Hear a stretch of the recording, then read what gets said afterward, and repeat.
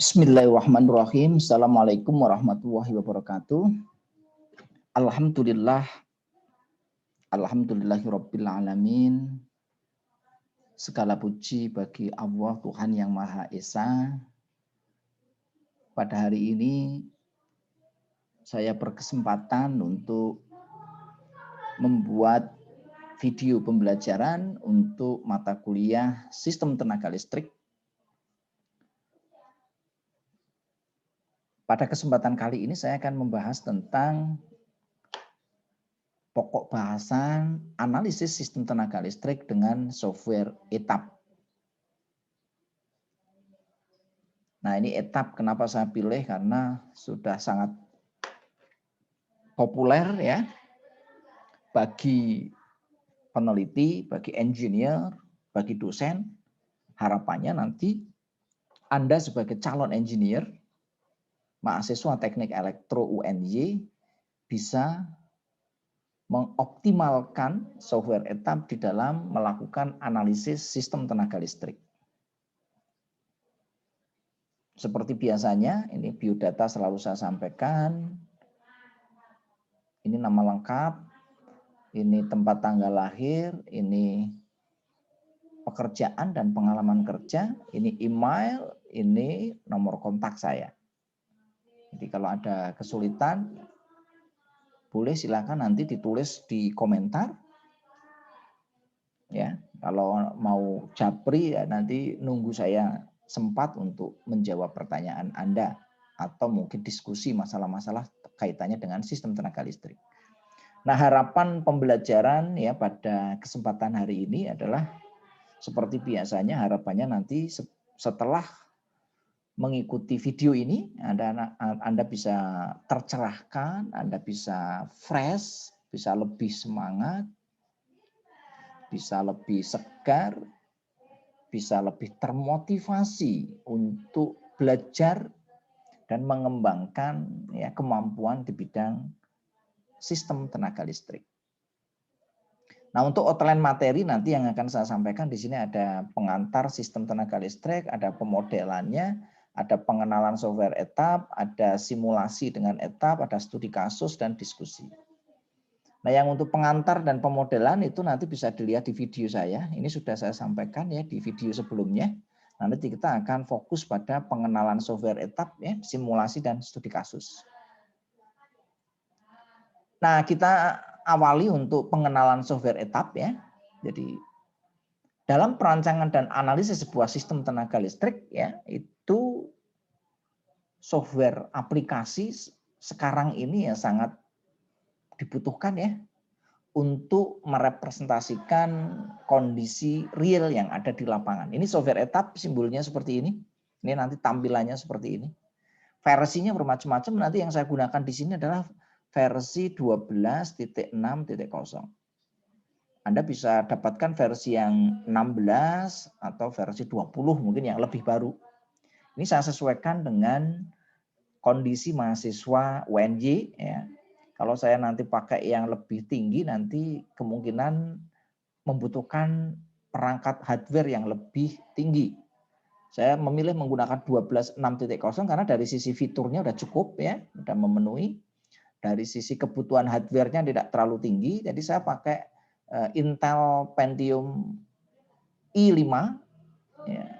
Itu sudah cukup ya, dengan memori 4 GB saya kira cukup, apalagi kalau pakai 16 itu lebih dari cukup. Yang penting nanti harddisknya pakai SSD.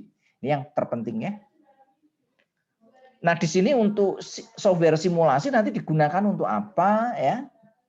Karena nanti kalau tanpa software simulasi kita melakukan uji cobanya itu kalau di sistem tenaga listrik yang real itu berbahaya. Tidak mungkin saya melakukan analisis langsung saya uji coba. Gimana saya kasih di sini hubung singkat ya, nanti ya listriknya padam.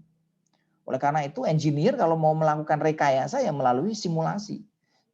Kalau zaman dulu simulasinya pakai apa? Pakai perhitungan manual.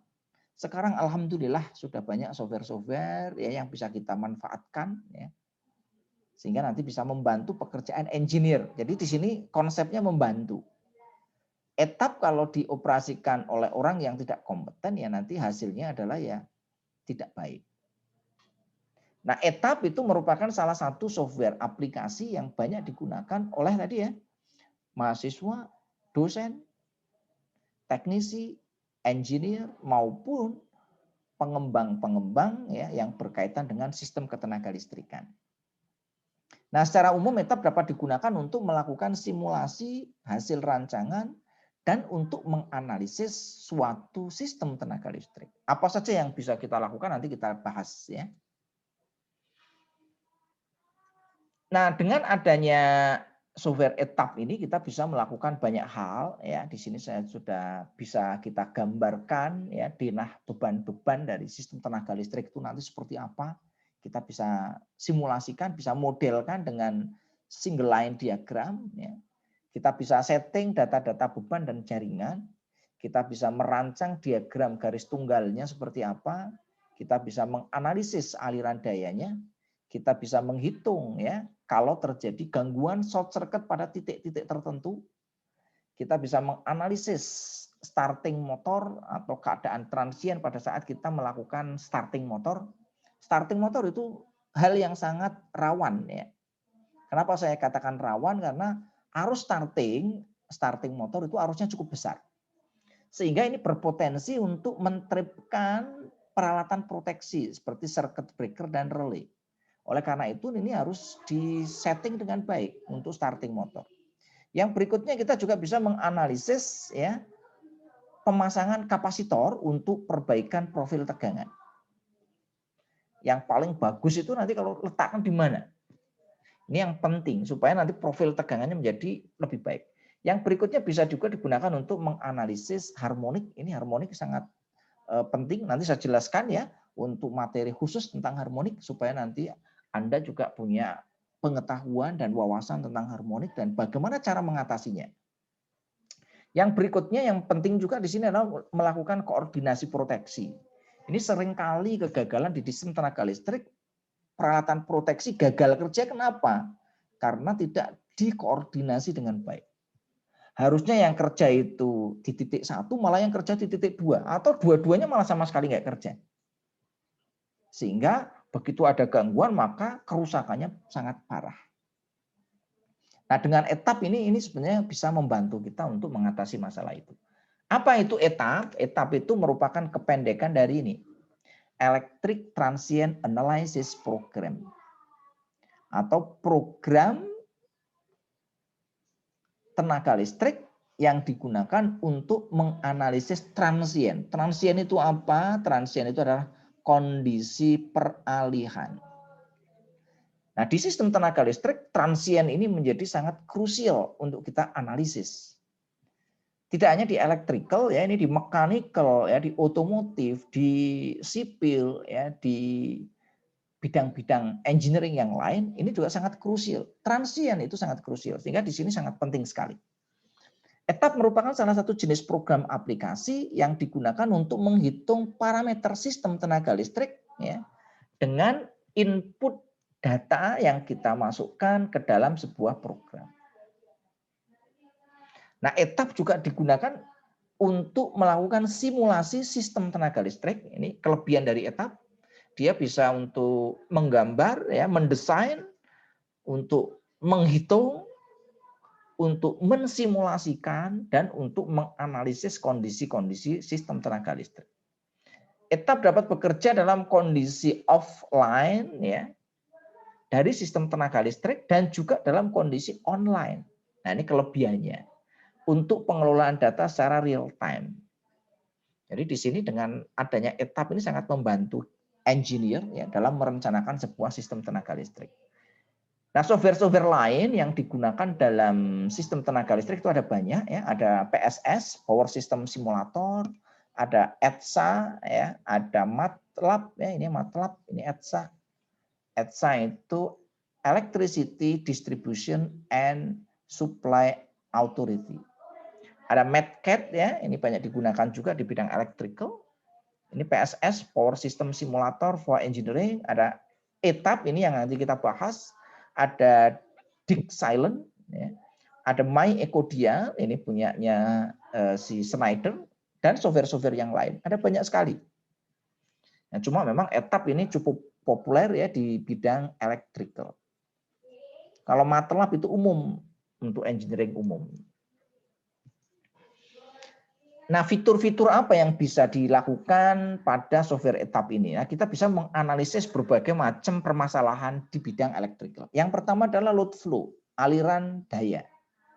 Nah, dengan software ini nanti kita bisa mengetahui ya parameter-parameter ya, daya aktif, daya reaktif, KOSPI, tegangan, arus, dan lain sebagainya secara real time pada sistem.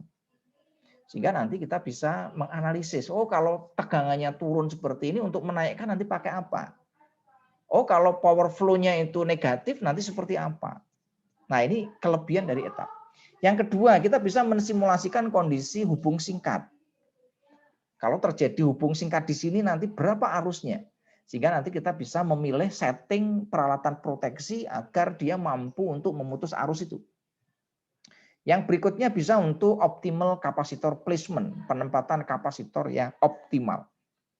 Bisa untuk menganalisis harmonik, bisa untuk menganalisis proteksi, bisa untuk menganalisis kestabilan, bisa untuk menganalisis reliability, bisa untuk menganalisis starting motor, bisa untuk menganalisis optimal power flow dan lain sebagainya. Ya, termasuk art flash analysis. Ini cukup banyak. Ini di etap 12.6.0. Semakin tinggi versi etap, itu nanti akan fiturnya akan semakin banyak. Termasuk tadi harmonik, ini belum saya sebutkan. Ya, harmonik sudah ada di sini harmonik. Nah, berikutnya kaitannya dengan analisis load flow pada etap. Ya, ini kita bisa tahu ya berkaitan dengan parameter-parameter yang ada di sini. Yang pertama arus tiap section dan total arusnya di feedernya. Losses tiap section dan total lossesnya. Tegangan tiap titik beban, node maupun busnya, drop tegangan tiap section atau tiap line, ya, daya aktif dan daya reaktifnya, power factor, dan lain sebagainya. Ini salah satu kelebihan kalau kita menggunakan etap. Nah, untuk mengetahui ini semua, kita tinggal hanya klik and klik. Jadi kita hanya klik and klik aja. Nggak usah kita menggunakan perhitungan yang rumit. Tapi ya Anda teorinya harus paham ya. Silakan nanti Anda baca buku tentang analisis sistem tenaga listrik, metode yang digunakan oleh etap. Nah, manfaat kita membuat simulasi dengan etap itu adalah yang pertama jelas memudahkan dalam perencanaan kerja dan anggaran RKAP. Yang kedua, mempercepat akurasi perhitungan parameter jaringan ya secara teknis, mempermudah analisis jaringan, mempercepat proses pengambilan keputusan, mendukung kajian kelayakan operasi, mengoptimalkan kajian kelayakan finansial. Ini terutama di industri-industri yang berkaitan dengan sistem tenaga listrik. Contohnya apa? PLN. Ini dengan memakai ini nanti ini dapat mudah untuk dilakukan. Siapa lagi? Misalkan Indonesia Power. Siapa lagi? Industri yang punya pembangkit sendiri, punya jaringan distribusi sendiri, digunakan sendiri, ya, ada ngambil juga dari grid dan lain sebagainya. Termasuk nanti di instansi ya, kayak di kampus, sekolah, hotel, rumah sakit dan lain sebagainya. Nah, aspek penting dalam etap itu ada beberapa hal yang perlu kita pahami. Yang pertama adalah tentang single line diagram. Ini untuk memahami tentang single line diagram, Anda perlu lihat video saya tentang pemodelan sistem tenaga listrik. Terutama model yang menggunakan grafis, salah satunya menggunakan single line diagram. Yang kedua adalah model matematis. Tanpa memahami tentang single line diagram, nanti Anda akan kesulitan dalam menggunakan software etap ini. Yang kedua adalah Anda harus perlu mempelajari tentang library atau data-data yang bisa didukung oleh ini.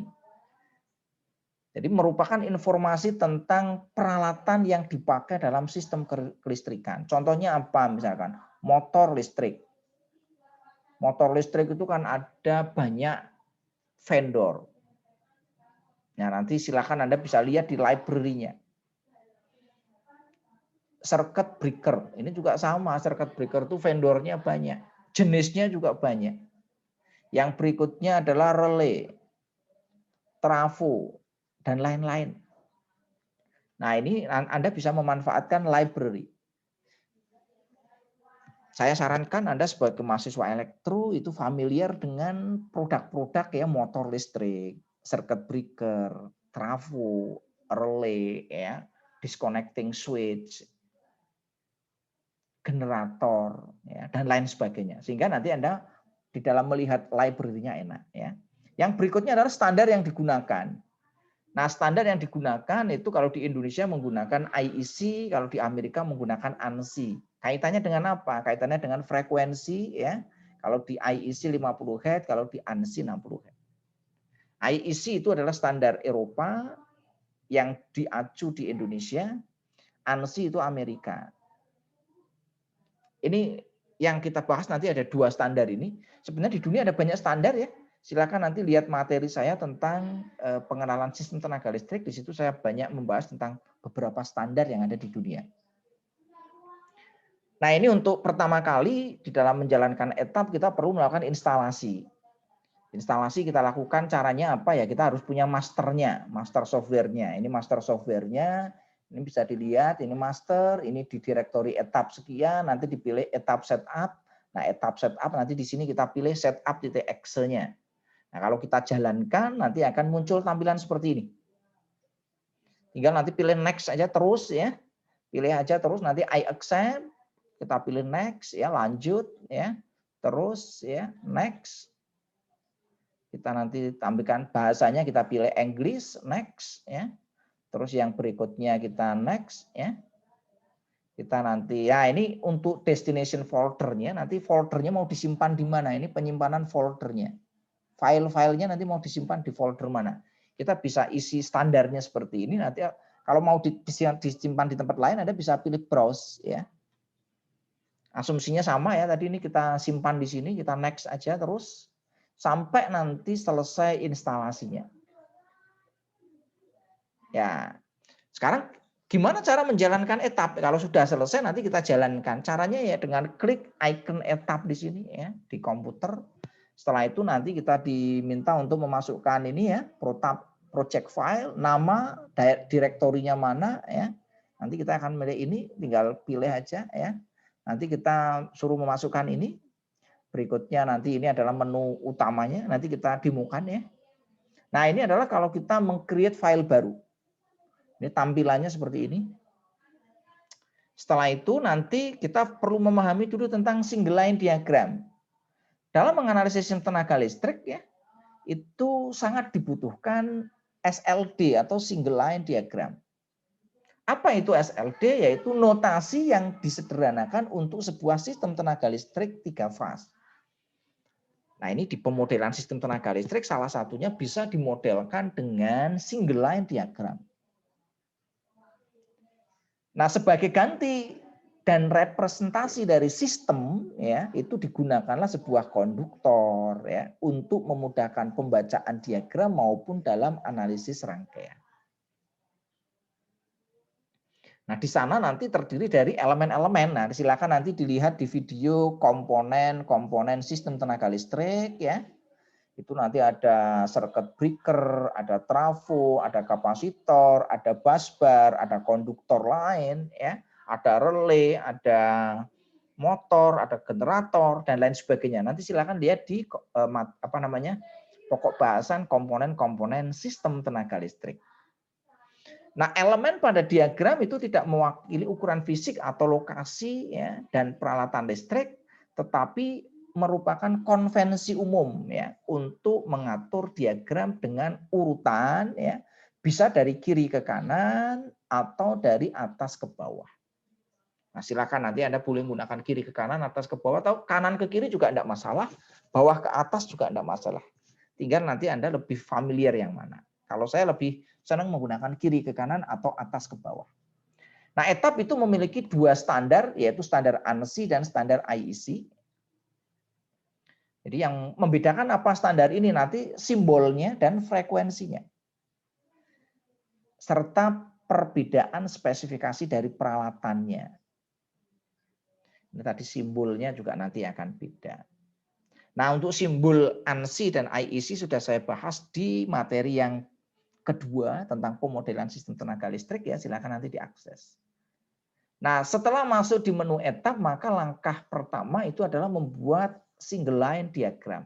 Nanti di sini disuruh milih di sini standarnya mau pakai ANSI, frekuensinya berapa, bahasanya gimana, itu nanti akan disuruh memilih.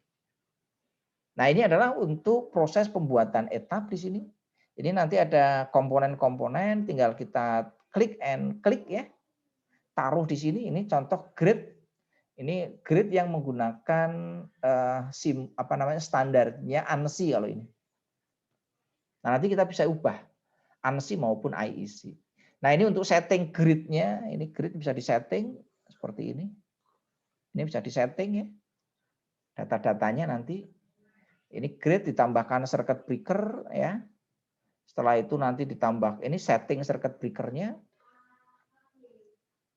Setelah itu nanti ya ini library tadi ya yang saya jelaskan tentang library yang ada di circuit breaker. Ini pabrikannya ada ABB, ada Alstom. Ini modelnya.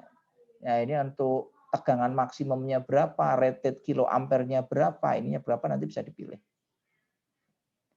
Terus yang tambah dengan komponen yang lain ya. Nanti dibuat menjadi seperti ini ya, kompleks ya. Ini contoh-contoh aja. Nah, struktur sistem tenaga listrik ya. Tadi itu kita bisa lihat ada beberapa hal, ada power grid, ada transformator ya. Ada busbar, ada beban dan lain sebagainya. Nah, bebannya tadi bisa statik, bisa lam ya. Nah, tadi berkaitan dengan daya listrik dan faktor daya itu juga perlu kita pahami ya, konsep tentang faktor daya listrik. Silakan penjelasan lengkap itu ada di faktor daya listrik ya. Ada di video ini, silakan Anda bisa lihat secara detail. Jadi di listrik AC itu ada 3 macam daya. Daya yang pertama dalam bentuk watt atau daya aktif atau daya nyata.